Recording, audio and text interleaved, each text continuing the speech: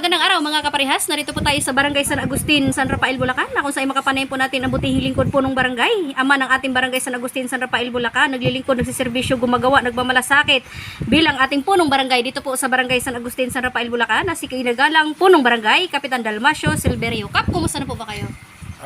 Mabuti naman po, ma'am. Okay naman po. Okay, Kap, kumustahin ko lang po. Kumusta na po ba sa ngayon ang ating Barangay San Agustin? Maayos naman po at wala namang problema. Kung meron naman po konting problema sa barangay, ay naayos naman po namin. Lalo na po sa peace and order dumadaan, ay nagagawa naman po ng kalunasan. Okay. May tanong ko lang po regarding sa ating Fish and Order Cup. So ano po pinatilihin natin mga batas dito para po matili po ang katahimikan sa ating barangay? Ang mahigpit po namin dito pinagbabawal ay kagaya po nung sa drugs. Ayan po ang patuloy namin na sinusubaybayan. Yung pong mga gumagamit na pinagbabawal na gamot, ayan po ang aming kinukontrol dito sa aming barangay. Sa ngayon naman po ay drug free na po kami. Drug clear na po ang aming barangay. Okay. So sa kalinisan Cup, kumusta naman po regarding sa ating kalinisan dito sa ating barangay? Patuloy po kami naglilinis ng weekly sa clean up po ng barangay at pinagpapatuloy po namin ang kalinisan ng aming barangay. Yan po ang mahigpit namin na pinatutupad dito sa aming barangay, ang kalinisan.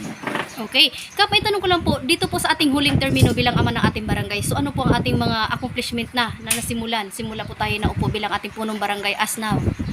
Ayun nga pong nasabi ko na ginagawa namin at ngayon po ay patuloy po kami na nagpapagawa, kagaya po ng street light para po lumiwanag ang aming barangay, para kung ano mo pong mga krimen ang mga magaganap ay makita po namin.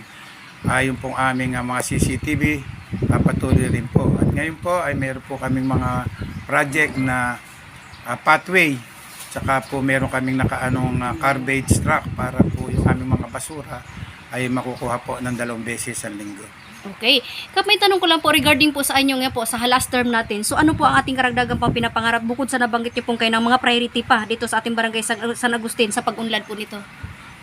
Yun nga po sana kami yung nga po sana mga gusto namin magagawa, yung pong kagaya nung pinarenovate po namin yung barangay hall. At ala pa po kami tayuan, so gusto po sana namin magkaroon pa kami ng health center at saka basketball court na sarili po.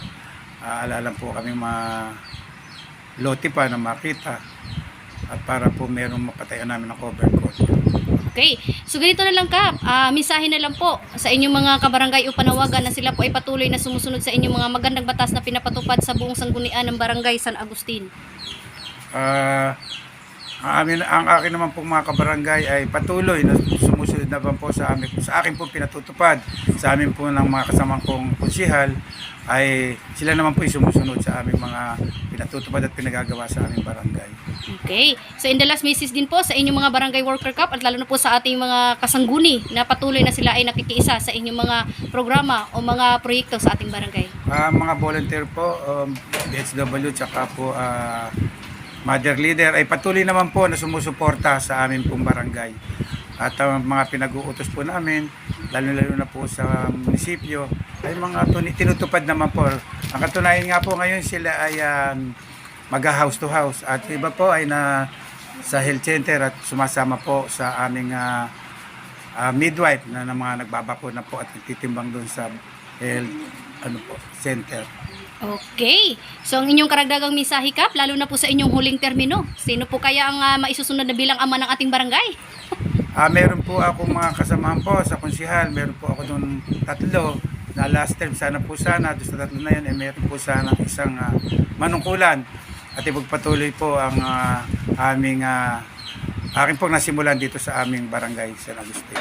Okay, yan po ang pinakamagandang mensahe ng ating buting likod po ng barangay dito po sa Barangay San Agustin, San Rafael, Bulacan, na ayon po kay Kap pagkakaisa at pagmamalasakit ang tunay na pagsiservisyo sa Barangay San Agustin kasama po ang kanilang buong kawani ng barangay. Magandang araw po mga kaparehas, sa kapanayan po natin ngayon ang buting likod po ng barangay, Kapitan Dalmasio Silverio, ang buting lingkod o ating butihing ama ng ating Barangay San Agustin. Lay Castro po ng Parehas News. Ingat po kay Kap, in your family, God bless us all. Maraming salamat sa inyo. Mabuhay po kay Kap hanggat gusto ninyo.